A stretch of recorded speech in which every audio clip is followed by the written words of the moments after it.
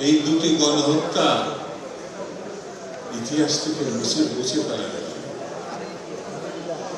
আজকে প্রতি বছরই বিএনপি এবং অন্যান্য দেশপ্রেমিক দল শহীদ বুদ্ধিজীবীদের সেই সঙ্গে আমরা স্মরণ করব যারা ছাত্রদের নৃশংসভাবে শুধু হত্যাই করে নাই, আগুন দিয়ে পুড়িয়েও ফেলেছে।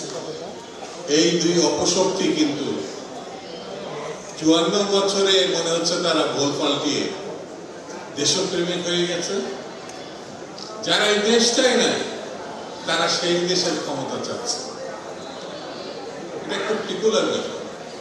যারা বাংলাদেশ চায় না এবং এই নৃশংসতা চালিয়েছে তারা এখন তাদের কৃতকর্মের কাছে জন্য দেশবাসীর কাছে আজ পর্যন্ত ক্ষমা চায় না। বন্ধুরা, আমি বেশি বক্তৃতা করবো না, সম্মানিত আলোচকবৃন্দ এখানে আছেন, শুধু একটি কথা বলি। আমরা ধরেই নিয়েছি বিএনপি নির্বাচন হলে বিএনপি সরকার গঠন করবে। হ্যাঁ, এটা সকল শ্রেণীর মানুষরা সারা বিশ্ব এটা বিশ্বাস করে, কিন্তু এখনো নির্বাচনটা কিন্তু হয় না। নানামুখী ঘটনা আছে।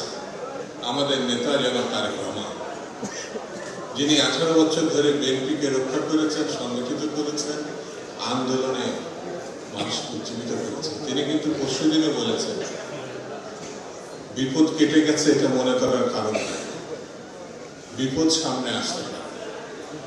সেই জন্য নানামুখী ঘটনা থাকবে, দেশে বিদেশে নানামুখী ষড়যন্ত্রকারীরা তৈরি হচ্ছে।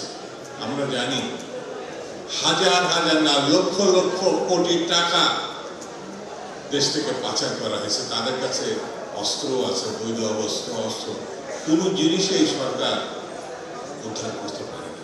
সেই জন্য বিএনপির প্রতিটি নেতা কর্মীকে যতক্ষণ পর্যন্ত চূড়ান্ত বিজয়ের দিকে আমরা ধাবিত না হতে পারি এবং বিএনপি সরকার গঠন না করতে পারি, আমাদের ঐক্যবদ্ধ থাকতে হবে, আমাদেরকে সজাগ থাকতে হবে।